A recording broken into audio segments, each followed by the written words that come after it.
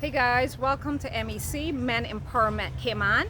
And so I was asked one question, and that was, what was my inspiration behind forming MEC, Men Empowerment Cayman?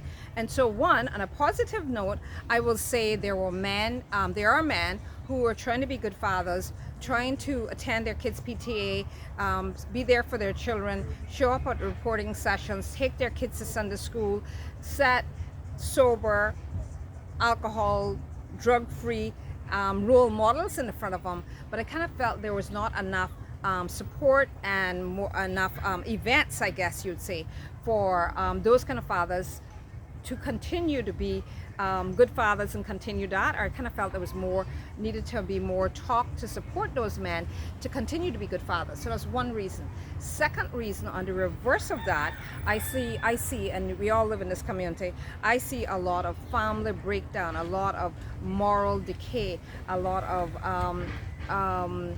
families falling apart. And so we see the drug use, we see the alcohol use, we see the all the social problems and programs that have to be put on because of the social problems.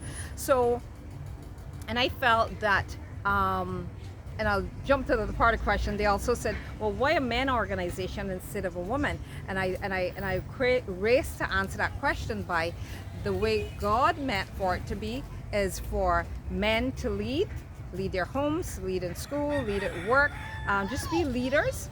And again, we all live in this environment, and I think we all see here that a lot of that was not happening, guys. A lot of that was not happening. So I said, let's start with the men, and then after that, we would go ahead and then later start up a girls women's organization later. But yeah, that was my reason for starting or the men's organization first. And so some of my goals and objectives for the organization is to try to turn the direction we're headed. Okay, turn family life back around, because those of you getting up there and realize that when we grew up and we were taken to Sunday school, our fathers were around, our parents sought drug, alcohol-free, good examples, stuck with our mothers, we had less crime, less drug use, less divorces, less social programs that as taxpayers have to fund. So I just said, you know what, we gotta do something to try to point people back in that direction. And I was talking to a smart Caymanian girl today, and I was really happy that she also shared my vision, and that is that we have to get back, people, Caymanians, whoever listens to the video, we really have to get back to where we were, and that was good Caymanian people, good people that took our kids to Sunday school. Fathers were there for their children. People decided they were going to start a family, get married, stick with their families, and therefore we had far less social, mental, financial issues, believe it or not, than we are having now. So again, that was my biggest objective in starting it, and that is, how can we fix the problem that we're having in our community, and that is a serious social breakdown of family life in Cayman. And I work with children.